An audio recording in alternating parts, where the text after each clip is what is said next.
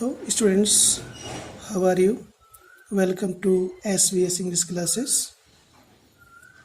आज हम आपको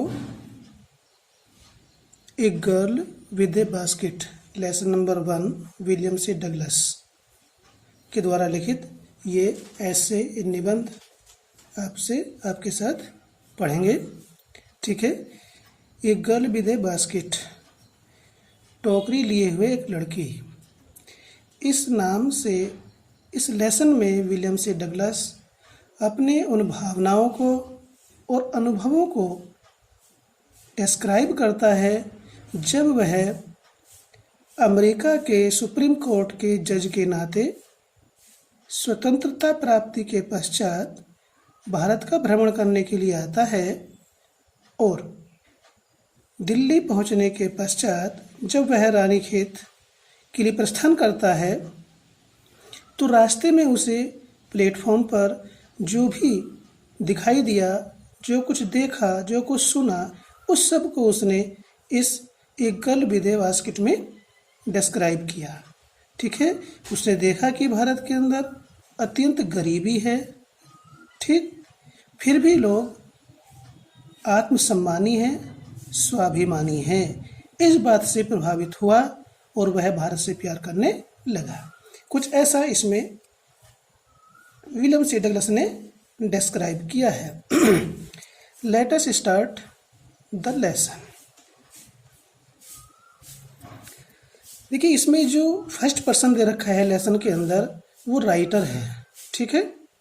जब हम किसी भी पैसेज का एक्सप्लेनेशन लिखते हैं, ठीक, कंप्रीहेंशन तो अब आती नहीं है, तो ये फर्स्ट पर्सन होता है, इसको हम डायरेक्ट से इनडायरेक्ट कहने में अनुसार बदल देते हैं, क्योंकि इस समय स्पीकर कौन है? विलियम सी डगलस ऑथर है। और फर्स्ट पर्सन को हम स्पीकर के अनुसार बदलेंगे, चाहे वो सब्जेक्ट हो, ऑब्जेक्ट हो या पजेसिव हो, वो सब ऑथर के अनुसार बदल जाएगा, क्योंकि इसमें ऑथर अपने आप को डिस्क्राइब कर रहा है, किसी दूसरे व्यक्ति को नहीं। तो इसलिए हम इसको, यदि मैं वह बोलता हूँ तो लेखक ही है। ऐसे मैं बताता चलूँगा आपको। I had left new Delhi for the Himalayas. जब एरोप्लेन से विलियम सी डगलस दिल्ली आता है तो वह दिल्ली से हिमालय पर्वत की ओर प्रस्थान कर देता है। I was going as far as Bareilly by train. और लेखक I was going, वह जा रहा था, as far as Bareilly, Bareilly तक, बाई ट्रेन, रेलगाड़ी से, एंड देन, और फिर बाई कार, कार के द्वारा, टू रानीखेत, रानीखेत तक वह कार से गया। देखिए, यहाँ पर बाई ट्रेन आ रहा है, यहाँ पर आर्टिकल नहीं है, बाई कार आ रहा है। तो इस प्रकार से जो मीन्स ऑफ ट्रेवलिंग होता है, बाई प्रीपोजिशन प्रयोग करते हैं तो जो साधन होता है और बाई के बीच में कोई आर्टिकल नहीं आता है। तो ये रानीखेत कार से पहुंचा। रानीखेत क्या है? An old British army hill station. यह एक पुरानी अंग्रेजों की सैनिक पर्वतीय छावनी है। Located on A 6000 foot ridge, जो 6000 फुट की ऊंचाई पर पर्वत श्रृंखला पर मौजूद है। Opposite A 120 mile stretch of snow capped Himalayas. Opposite, जिसके सामने, जहाँ पर एक छावनी थी, वहाँ से 120 मील विस्तार वाली बर्फ से ढका हिमालय पर्वत दिखाई देता था। दी ट्रेन वाज स्लो। जिस ट्रेन में लेखक जा रहा था वह अत्यंत धीमी गति से चलने वाली गाड़ी थी। It stopped at all the way stations. और वह मार्ग में पड़ने वाले सभी स्टेशनों पर रुकती थी। एट एवरी स्टॉप, और प्रत्येक स्टेशन पर, प्रत्येक पड़ाव पर, आई स्वंग, जैसे ही गाड़ी रुकती थी तो लेखक क्या करता था? I swung open the door of my compartment. I means writer. He opened widely the door of his compartment. वह अपने कंपार्टमेंट का दरवाजा चौड़े से खोलता एंड वॉकड द प्लेटफॉर्म, और प्लेटफॉर्म पर टहलता। ठीक है students, the platforms were packed with people. जब उसने देखा स्टेशन को तो क्या था, platforms were packed with people, लोग उसे खचाखच भरे हुए थे प्लेटफॉर्म। कौन कौन से लोगों से, सिखों से, मुस्लिम्स मुसलमानों से, हिंदुओं से, सोल्जर्स सैनिकों से, मर्चेंट्स व्यापारियों से, प्रीस्ट पुरोहितों से, पोर्टर्स कुलियों से जो सामान ढोते हैं, बैगर्स भिखारियों से, हॉकर्स फेरी वालों से जो वहाँ पर सामान बेचते हैं। ऑलमोस्ट एवरीवन वाज बेयरफुट, लगभग प्रत्येक व्यक्ति नंगे पांव था, जूते नहीं थे, इतनी गरीबी थी। And dressed in loose white garments, and dressed और पहने हुए थे, इन लूज ढीले, वाइट गारमेंट्स सफ़ेद कपड़े, ढीले सफ़ेद कपड़े पहने हुए थे। I would ask at least 3 people, वह कम से कम 3 लोगों से बात करता। Before I could find one, तब जाकर के उसको कहीं एक ऐसा व्यक्ति मिलता हु स्पोक इंग्लिश, जो अंग्रेजी बोल सकता था। We would talk world affairs, हम दुनिया की घटनाओं के बारे में बात करते। वर्ल्ड अफेयर्स दुनिया की घटनाएं, संसार की जो भी घटनाएं थी। एवरी मेजर टॉपिक, और प्रत्येक महत्वपूर्ण विषय के बारे में बात करते। The news of the day produce, जो उस दिन समाचार पत्र में छपी थी। हम कौन, the writer and the other Indian travellers, तो इसको हम दे में चेंज करेंगे। ठीक है, इन दिस वे, इस प्रकार से लोगों से बातचीत करके, संसार की घटनाओं पर बातचीत करके और समाचार पत्र में छपी प्रत्येक महत्वपूर्ण घटना के बारे में बातचीत करके, इस प्रकार से I was trying to get a feel of the pulse of the nation, checking opinions against official attitudes and reports. Against official attitudes, आधिकारिक लोगों के दृष्टिकोण और सूचनाओं के बारे में राय को जानकर के, इस प्रकार लेखक राष्ट्र की मूल भावना को, लोगों की भावना को जानने का प्रयास कर रहा था। द रूट ले through one of the richest of India's agricultural areas. लेखक जिस मार्ग से जा रहा था, वह मार्ग, रूट मीन्स मार्ग, ले थ्रू पड़ता था one of the richest of India's agricultural areas, Bharat के सर्वाधिक कृषि उपजाऊ क्षेत्रों में से एक क्षेत्र में से होकर के ये रास्ता पड़ता था। ये भारत के जितने भी कृषि उपजाऊ क्षेत्र थे, उनमें से एक क्षेत्र ये था जिस रास्ते से होकर के लेखक जा रहा था। This was the plain of the upper Ganga river, ये ऊपरी गंगा नदी का मैदानी क्षेत्र था। प्लेन मीन्स मैदानी क्षेत्र। 1000 फीट एबव सी लेवल, जो समुद्र तल से 1000 फुट की ऊंचाई पर था। बट ट्रॉपिकल, लेकिन शीतोष्ण कटिबंधीय प्रदेश, जहाँ पर उष्ण कटिबंधीय कहते हैं जहाँ पर अत्यधिक गर्मी पड़ती है। ठीक है, तो उष्ण कटिबंधीय प्रदेश था जहाँ पर गर्म ज़्यादा होता है। The Ganga was brown silt, Ganga में जो पानी बह रहा था वह पंग से भूरा था, अर्थात उसमें मिट्टी घुली हुई थी। सिल्ट कहते पंग को, बारीक चिकनी मिट्टी। Swollen with flood waters, swollen means उफनी हुई, विद फ्लड वाटर्स बाढ़ के पानी से उफनी हुई थी, अर्थात उससे नदी के किनारों से पानी बाहर आ रहा था। इट्स ओवरफ्लो, उसका बहाव का पानी, बाढ़ का पानी, अतिरिक्त पानी। इनंडेटिंग, जलमग्न किए हुए था।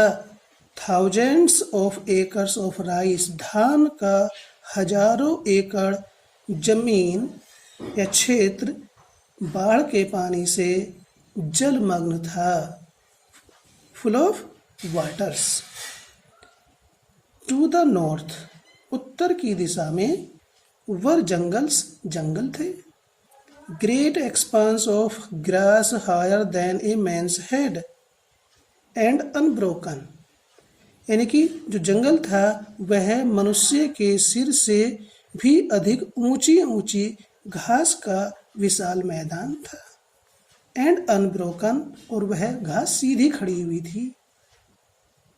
Accept for an occasional clump of trees, और सिवाय, यानी कि दूर दूर तक घास खड़ी हुई थी मनुष्य के सिर से अधिक ऊंची, सिवाय ओकेजनल, जहां तहां जगह जगह पर क्लम्प ऑफ ट्रीज, पेड़ों के झुरमुट खड़े हुए थे। कहीं 3 पेड़ एक जगह, कहीं 4 पेड़ ये थे, बाकी दूर दूर तक घास ही घास दिखाई दे रही थी। दी होम ऑफ टाइगर्स, ये मनुष्य के सिर से ऊंची घास वाला विशाल मैदान क्या था? द होम ऑफ टाइगर्स, चीतों का घर था। एलिफेंट्स, हाथियों का। पाइथन्स, अजगर सांपों का। एंड कोबराज, काले नागों का। उस मनुष्य के सिर से ऊंची ऊंची घास के विशाल मैदान में चीते रहते थे, हाथी रहते थे, अजगर रहते थे और काले नाग रहते थे।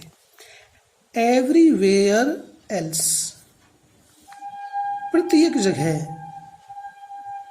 देयर वाज फ्लैट लैंड, चौरस मैदान था, समतल मैदान था। रनिंग टू द होराइजन, क्षितिज तक फैला हुआ, दूर तक। होराइजन किसे कहते हैं? जहां पृथ्वी और आकाश एक जगह मिलते हुए प्रतीत होते हैं, ठीक है, उस बिंदु को होराइजन कहते हैं। दूर तक, जहां इतनी दूर तक जहां हमें धरती और आकाश एक जगह मिले हुए प्रतीत होते, वहां तक चौरस मैदान ही मैदान था। बट, परंतु डॉटेड हेयर एंड देयर, जगह जगह by the sacred banyan tree, dotted means बिंदु के रूप में, अर्थात जगह जगह, एक साथ नहीं, कहीं कहीं पवित्र बरगद के पेड़ दिखाई दे रहे थे, और या बाई रोज ऑफ पाखड़ ट्रीज, पाखड़ वृक्षों की पंक्तियां दिखाई दे रही थी। शेप्ड लाइक एल्म्स, जो एल्म्स के वृक्षों की भांति थे या दिखाई दे रहे थे। And having thick twisted Trunks, और उनके जो मोटे तने थे वो मोटे ऐंठे हुए तने थे। ट्रंक्स मीन्स तने। ट्रंक्स का मीनिंग संदूक भी होता है। ट्रंक मीन्स जो हमारा धड़ होता है उसे भी बोलते हैं। ट्रंक जो हाथियों का सूंड होता है उसे भी ट्रंक कहते हैं, ठीक है। बहुत सारे हो गए तो ट्रंक्स हो गए, लेकिन यहाँ पर तने से है। उनके तने, किनके? पेड़ों के तने मोटे और ऐंठे हुए थे। और क्या था? जो जो उसने देखा, राइटर ने वो उसको लिखा, जो उसने अनुभव किया, देखा। आगे क्या लिखता है? Hot humid air was moving in from the south west, और उसने उसमें ऊपर देखा कि गर्म, नम, आर्द्रता वाली वायु वाज मूविंग इन, बह रही थी, फ्रॉम द साउथ ईस्ट, दक्षिण पश्चिम की दिशा से गर्म और नमी युक्त वायु चल रही थी। मंकीज क्या देखता है जब स्टेशन पर है लेखक?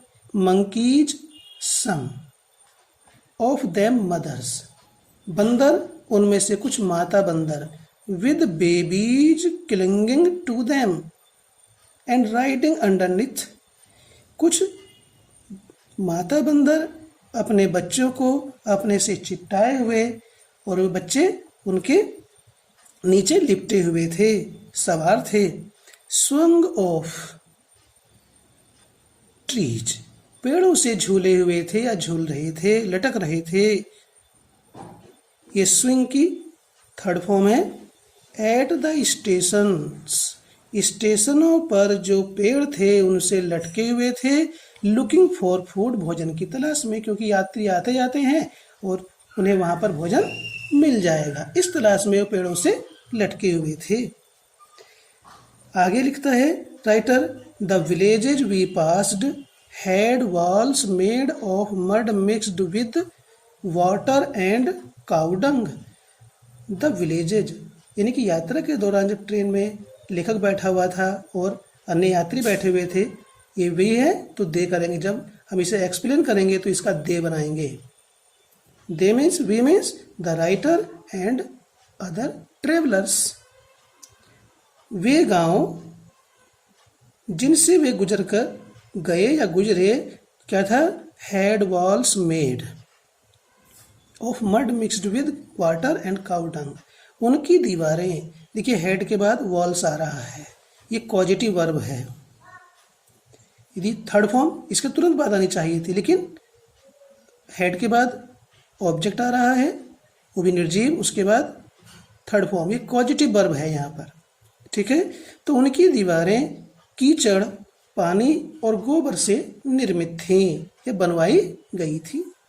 There peaked roofs were thatched. उनकी चोटीदार छतें छप्परों की बनी थी। थैच कहते छप्पर को, छप्परों से निर्मित थी। किस प्रकार से? बंडल्स ऑफ ग्रास, घास के पूले, टाइड बंधे हुए थे टू बैम्बू पोल्स, बांसों पर, स्ट्रेच्ड अक्रॉस द रैफ्टर्स। रैफ्टर्स कहते हैं मोटी, जिसे हम बल्ली कहते हैं, सोट कहते हैं। तो वैसे इसका मीनिंग सहतीर है। सहतीरों पर बांस फैले हुए थे और उन पर बांसों पर घास के पूले या बंडल बंधे हुए थे। इस प्रकार से छप्पर बना हुआ था। दैट डे, उस दिन, द पंपकिन वाइन्स, कद्दू की बेलें, दैट ग्रू ओवर दैम, जो उन दीवारों पर उन पर उगी हुई थी, चल रही थी या फैल रही थी, वर इन ब्लूम्स, पर फूल खिले हुए थे। इन ब्लूम इस फूल, पुष्पित थी, फूल आ रहे थे। ट्रेलिंग स्ट्रीक्स ऑफ येलो, पीले रंग की धारियों के रूप में चल रही थी। ओवर ड्रैब वॉल्स, उन नीरस मलिन गंदी दीवारों पर कद्दू की बेलें फैली हुई थी और उन पर फूल खिल रहे थे। इस प्रकार से लेखक ने जो कुछ भी देखा उस सब को इसमें डिस्क्राइब किया। बड़ा सजीव चित्रण किया है इसमें विलियम सी डगलस ने। ठीक है स्टूडेंट्स, एट वन स्टेशन क्या होता है? यात्रा के दौरान जब एक स्टेशन पर गाड़ी रुकती है तो at one station my routine of talking with the people was interrupted. Interrupted means अवरुद्ध हो गया, स्टॉप्ड। एक स्टेशन पर लोगों से लेखक की बात का क्रम अवरुद्ध हो गया, रुक गया। एज सून एज, ज्यों ही, आई अलाइटेड, मैं उतरा, वह उतरा, ट्रेन से बाहर आया। A group of young children gathered around me. Young children, छोटे छोटे बच्चों का एक समूह, गैदर्ड, एकत्र हो गया, अराउंड मी, उसके चारों ओर। जैसे ही वो लेखक ट्रेन से उतरा तो छोटे छोटे बच्चों का एक समूह उसके चारों ओर एकत्रित हो गया। देवर सेलिंग बास्केट्स, वे टोकरियां बेच रहे थे। हैंड वोवन, हस्त निर्मित। रीड बास्केट्स, सरकंडे की टोकरियां। With simple designs and patterns, सामान्य आकार और नमूने की। सरकंडों से निर्मित टोकरियां हाथ से बुनी हुई बेच रहे थे। They held the baskets high, वे टोकरियों को हाथ में ऊंचा लिए हुए थे, हाथों में उठा रखा था। साउटिंग वर्ड्स, और चिल्ला चिल्ला करके आवाज लगा रहे थे, जोर से आवाज लगा रहे थे। आई डिड नॉट नो, लेखक को मालूम नहीं वो क्या कह रहे थे। बट, परंतु, कन्वेइंग अनमिस्टेकेबली देयर डिजायर, लेकिन वो निश्चित रूप से, अनमिस्टेकेबली मीन्स निश्चित रूप से, अपनी इच्छा को प्रकट कर रहे थे कि ये सामान ले लो और पैसे दे दो। अपनी भावनाओं को व्यक्त कर रहे थे। नेक्स्ट क्या लिखता है writer? These were refugee children, उन बच्चों के बारे में बताता है जो बच्चे स्टेशन पर टोकरियाँ बेच रहे थे, ये दीज वर रेफ्यूजी चिल्ड्रन, ये शरणार्थी बच्चे थे। When partition between India and Pakistan was decreed, जब भारत और पाकिस्तान के बीच में विभाजन निर्धारित हुआ, निश्चित हुआ, वाज डिक्रीड, वाज डिसाइडेड, निश्चित हुआ, तो hundreds of thousands of people pulled up their roots, तो लाखों लोगों ने अपने पैतृक स्थान छोड़ दिए, अपनी जड़ों को उखाड़ लिया, मीन्स अपने पूर्वजों के स्थानों को छोड़ दिया, ठीक। एंड चेंज्ड देयर रेजिडेंसेज, और अपने निवासों को बदल दिया। 9 million people left Pakistan, 90 lakh लोगों ने पाकिस्तान छोड़ा। एंड केम टू इंडिया, और भारत आ गए। क्यों आ गए? Driven by the fear of religious fanaticism, धर्म अंधता के भय से पीड़ित होकर के 90 लाख लोग पाकिस्तान छोड़ करके भारत आए। कितना दुखद घटना उस समय पर थी। They were poor people to start with, जब उन्होंने प्रारंभ किया तो वे क्या थे? गरीब थे। देवर पुअरर, वे और गरीब हो गए। As they began their long trek, trek में से यात्रा, जब उन्होंने, जैसे ही उन्होंने अपनी लंबी यात्रा को शुरू किया तो वे और भी गरीब हो गए। फॉर ऑल, क्योंकि ऑल दे कुड कैरी, क्योंकि जो कुछ भी या सब कुछ वे जो ले जा सकते थे अपने साथ, क्या था? Was a bit of food, थोड़ा सा भोजन था। एंड ए फ्यू बिलोंगिंग्स, और कुछ सामान, कुछ वस्तुएं। सून, शीघ्र ही, देवर आउट ऑफ फूड, शीघ्र ही उनका भोजन खत्म हो गया। जो ही भोजन लेकर आए थे, अब रास्ते में तो भोजन बनना नहीं था, स्थिति ही ऐसी थी। A few days after they started, उनके प्रारंभ होने के कुछ दिनों पश्चात, ए फ्यू काउंटेबल नाउन के लिए प्रयोग होता है। दे बिगेन टू फॉल, वो गिरने शुरू हो गए। बाय द वे साइड, रास्ते के किनारे। From the weakness of hunger, भूख की कमजोरी से या कमजोरी के कारण वे लोग रास्तों के किनारे गिरना शुरू हो गए। एंड डाइड, और मर गए।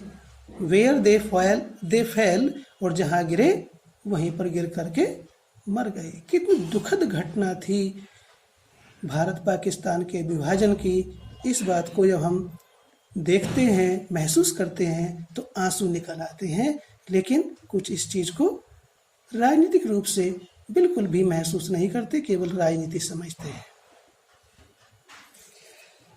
आगे क्या कहता है राइटर?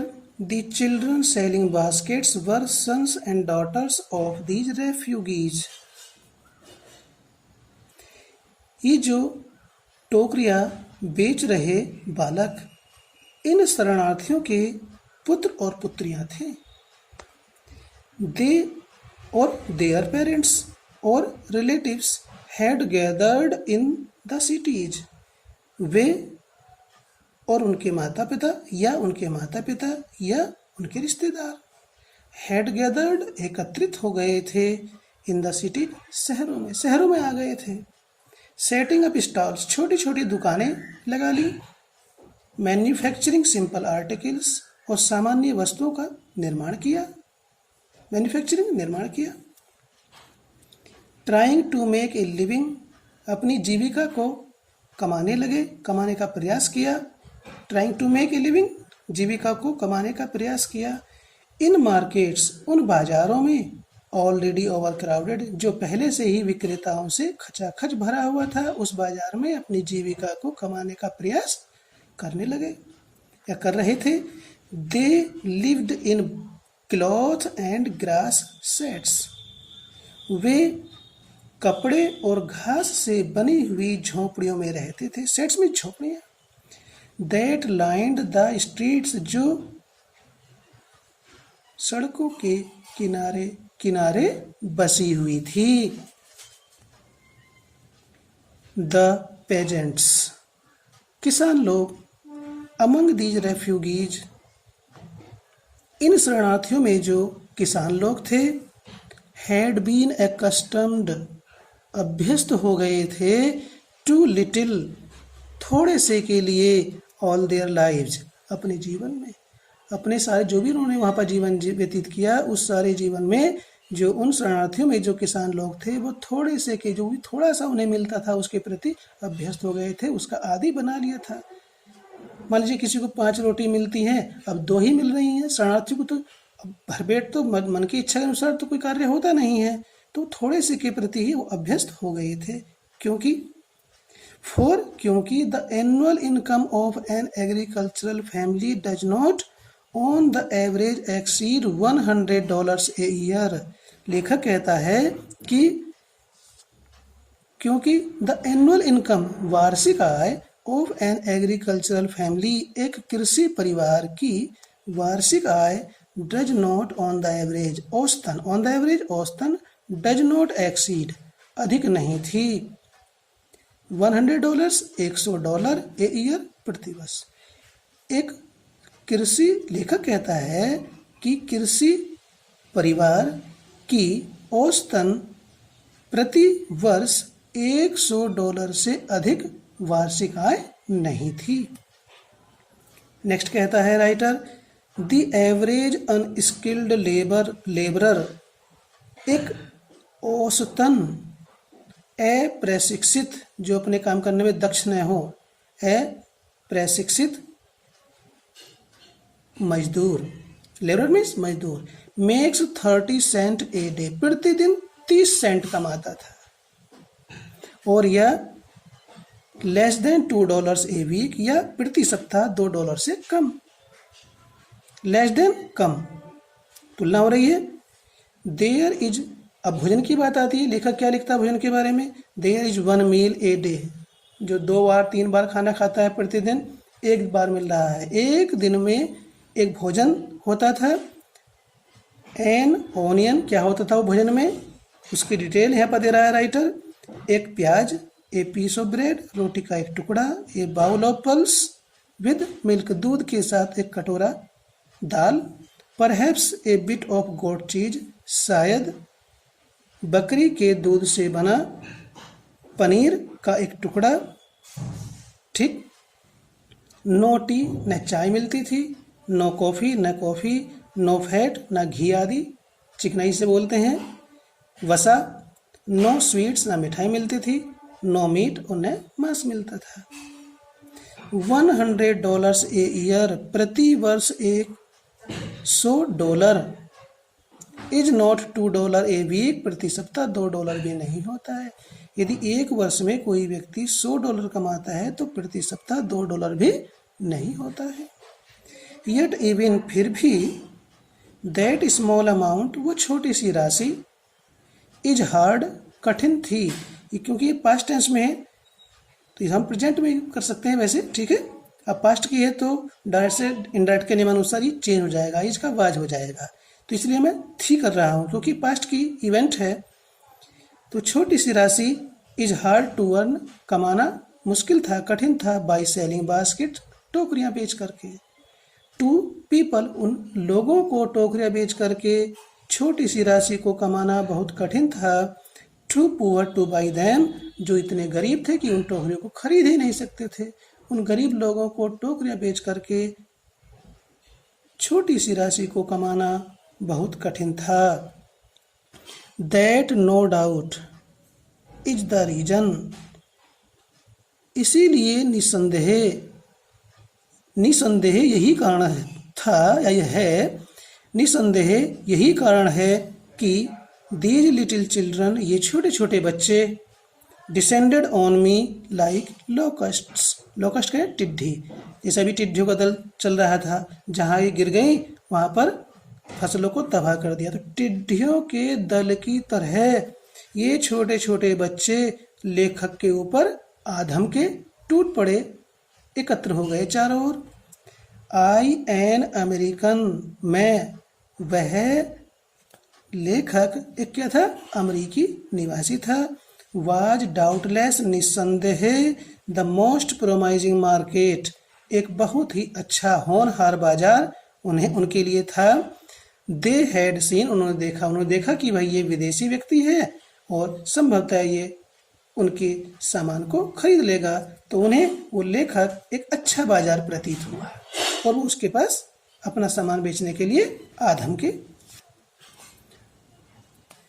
आई बोट वन टीनी बास्केट, तो अब लेखक क्या कहता है जब बच्चे आ गए तो I bought one tiny basket for a few annas. पहले आना चलते थे, ठीक है, 1 रुपये में 16 आना होते थे, 25 पैसे को 4 आना बोलते थे, 50 पैसे को 8 आना, ठीक है, 75 पैसे को 12 आना और 1 रुपये को 100 पैसे को 16 आना बोलते थे। तो कुछ आना में लेखक ने एक छोटी सी टोकरी खरीद ली, another fruit basket for a bit more, और एक फल रखने वाली टोकरी थोड़े से कुछ ज़्यादा आना में खरीद ली। A beautiful waste paper basket, एक सुंदर रद्दी के कागज को रखने वाली टोकरी फॉर ए रूपी, 1 रुपये में खरीदी। A lovely sewing basket for a rupee, और एक सुंदर सी सिलाई का सामान रखने वाली टोकरी भी 1 रुपये में खरीदी। ए फ्यू फैंस, कुछ पंखे खरीदे, फॉर एन आना, 1 आने में, और 2 या 2 आने में ए पीस, प्रति पंखे के अनुसार कुछ पंखे उसने 1 आना और 2 आना के अनुसार खरीद लिए कुछ पंखे। इस प्रकार से क्या होता है, माई आर्म्स वर फिल्ड, लेखक के हाथ भर गए सामान से। And I had spent not 50 cents, और लेखक ने 50 सेंट भी खर्च नहीं किए और उसके हाथ भर गए। The children passed in shouting their wares, wares में सामान, वस्तुएं, अपने सामान की आवाज लगाते हुए बच्चे उसके पास आए। आई वॉज ए प्रिजनर, वह एक कैदी हो गया। कंप्लीटली सराउंडेड, पूर्ण रूप से चारों ओर से घिरा हुआ, यानी बच्चे उसके चारों ओर इस कदर एकत्रित हो गए कि वह एक कैदी की तरह हो गया। अनेबल टू मूव, कि वह हिल डुल भी नहीं सकता था। चारों ओर इतने बच्चे एकत्रित हो गए अपने सामान को बेचने के लिए।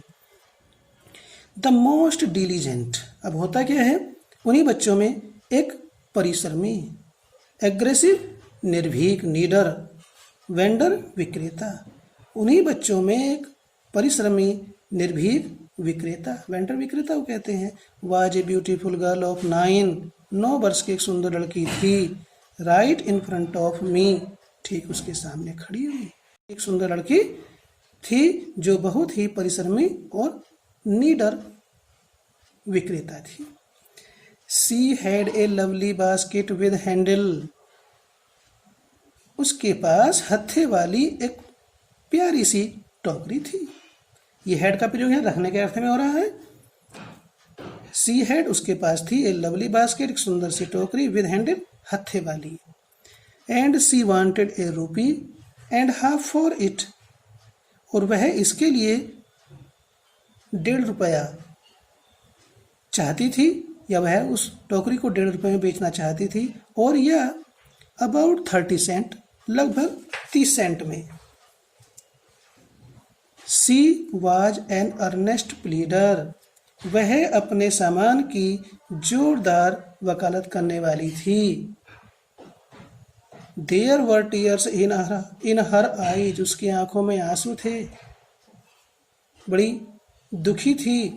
सी प्लीडेड एंड बेग्ड, उसने वकालत की, एंड बेग्ड, आग्रह किया, इन टोन्स, ऐसी आवाज में उसने कहा, आग्रह किया और वकालत की अपने सामान की, that would ring any heart, ring में निचोड़ना होता है, कपड़ा हमने भेते हैं उसको ऐंठते हैं तो उसे रिंग बोला जाता है।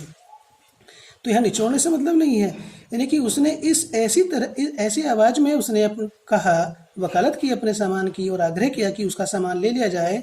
दैट, यहाँ पर दैट ये रिलेटिव प्रोनाउन है, ये टोन्स के लिए आ रहा है। जिस आवाज या जो आवाज किसी भी हृदय को प्रभावित कर सकती थी, झकझोर देती या किसी भी व्यक्ति के हृदय में दया उत्पन्न कर देती, ऐसी आवाज से उसने कहा। तो लेखक जो कुछ भी देखता है उस सब का इसमें चित्रण करता है। अब होता क्या है, जब उसने देखा कि भाई ये तो बड़ी सीरियस लड़की है, तो माई आर्म्स वर फुल, लेखक के हाथ भरे हुए थे। आई हैड नो रूम, उसके हाथ खाली नहीं थे, उसके पास और जगह नहीं थी। लेट अलोंग एनी नीड, किसी और दूसरी चीज की तो आवश्यकता ही क्या। फॉर अनदर बास्केट, किसी दूसरी चीज टोकरी की आवश्यकता ही क्या थी कि उसके हाथों में अब जगह ही नहीं रही थी। फिर भी balancing my baskets and fans on my left hand arm, उसने अपने बाएं हाथ में टोकरियों को और पंखों को बैलेंसिंग संभालते हुए, ये प्रेजेंट पार्टिसिपल आ गया देखिए ग्रामर की दृष्टि से, बैलेंसिंग संभालते हुए, संतुलित करते हुए, टोकरियों को, अपनी टोकरी को और पंखों को अपने बाएं हाथ में। क्या क्या लेखक ने, I reached into my right coat pocket, लेखक ने अपने कोट की दाईं जेब में हाथ डाला। And got a handful of change, और एक मुट्ठी भर रेजगारी निकाली, चेंज कहते हैं रेजगारी को। परहैप्स 50 सेंट्स इन ऑल, शायद कुल 15 सेंट होंगे। विच आई डिपॉजिटेड इन द बास्केट, जो 15 सेंट की राशि को, जिसे आई डिपॉजिटेड इन द बास्केट, लेखक ने, ही मीन्स राइटर, लेखक ने डिपॉजिटेड जमा कर दिए, इन द बास्केट टोकरी में जमा कर दिए मीन्स रख दिए।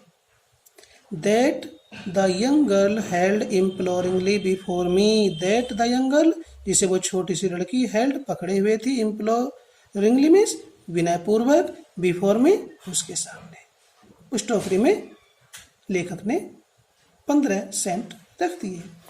आई ट्राई टू एक्सप्लेन, लेखक ने बताने की कोशिश की, that I could not by the basket, कि वह टोकरी को नहीं खरीद सकता है, बट एक्सटेंडेड, बल्कि बढ़ा दिए।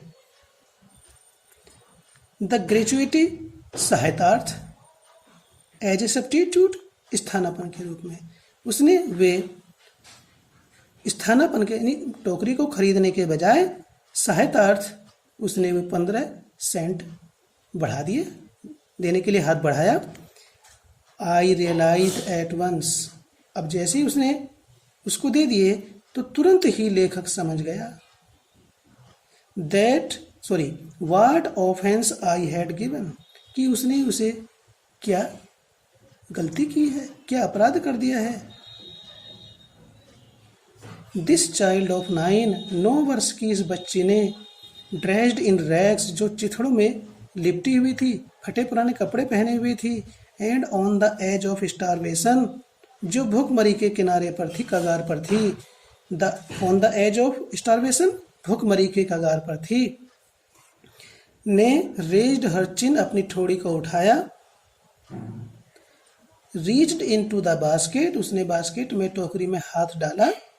And with all the pride, देखिए क्या भारत के बारे में विशेष बात राइटर लिखता है कि उस लड़की ने जो फटे कपड़े पहने हुए थी, 9 वर्ष की बालिका और भूखमरी के कगार पर थी, ने अपनी ठोड़ी को उठाया, टोकरी में हाथ डाला और with all the pride and graciousness of a lady, एक महिला के, एक स्त्री के संपूर्ण स्वाभिमान और शालीनता के साथ handed the money back to me, वो धन उसने लेखक को वापस कर दिया।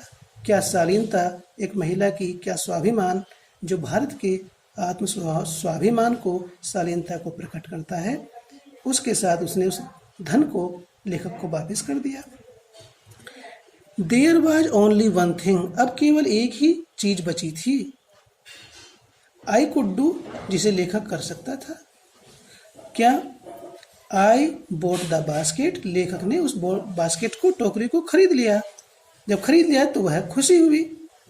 सी वाइप्ड हर आईज, उसने अपनी आंखों को पोंछा जिसमें आंसू आए हुए थे। स्माइल्ड, मुस्कुराई। And dashed down the platforms, और उस प्लेटफॉर्म से कूद करके कूदी।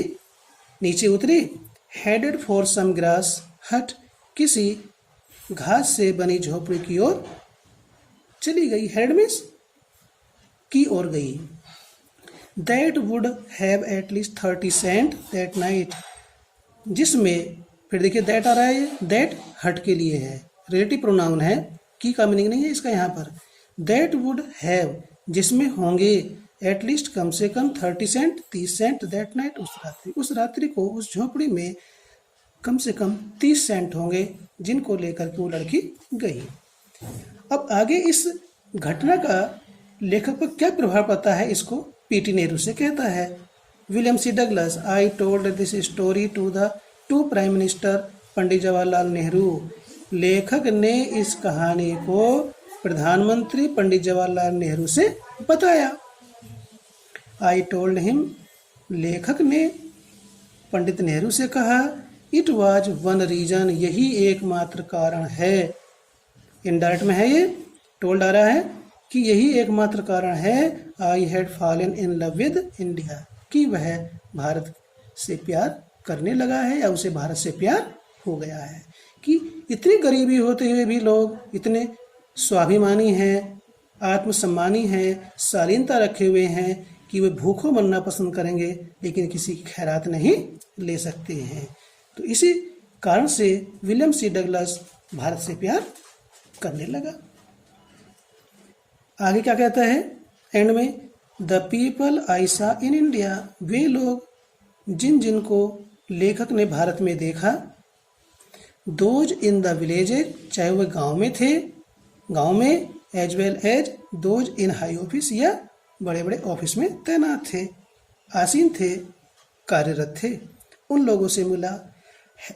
हैव बोथ प्राइड, दोनों प्रकार के लोगों में, चाहे वो गांव के हों या ऊंचे पद पर आसीन लोग हों, उन दोनों लोगों में, दोनों प्रकार के लोगों में क्या था, गर्व था, स्वाभिमान था, and A lively sense of decency and citizenship, और नागरिकता और सज्जनता का सजीव भाव था, सजीव भावना थी उनके अंदर। They also have a passion for independence, आगे कहता है लेखक विलियम सी डगलस कि लोगों में स्वतंत्रता के प्रति या स्वतंत्रता के लिए एक जोश था, एक उत्साह था, पैशन में उत्साह या जोश। दिस ब्यूटीफुल चाइल्ड, ये सुंदर बच्ची, बोर्न, पैदा हुई, इन स्क्वेलर, मलिन बस्ती में, एंड पॉवर्टी, और गरीबी में, गरीबी और मलिन बस्ती में, झोपड़ी झुग्गियों में पैदा होने वाली ये सुंदर लड़की, uneducated in both grammar and manners, जिसे न तो भाषा का ज्ञान था और न शिष्टाचार का ज्ञान था, ने had given me a glimpse of warm soul of India, ने लेखक को भारत के स्वाभिमान और आत्मसम्मान की एक झलक प्रदान की या दिखाई। इस बात को देख करके लेखक विलियम सी डगलस भारत से प्यार करने लगा कि इस भारत के लोग मर जाएंगे लेकिन अपने आत्म स्वाभिमान और आत्मसम्मान को कभी नहीं बेचेंगे। तो ये बात वास्तव में भारतीयों में देखी जाती है और इसी बात से विलियम सी डगलस प्रभावित हुआ। I hope this lesson will be clear to you, and make it more clear. Watch the video again and again and subscribe it. Okay, thanks.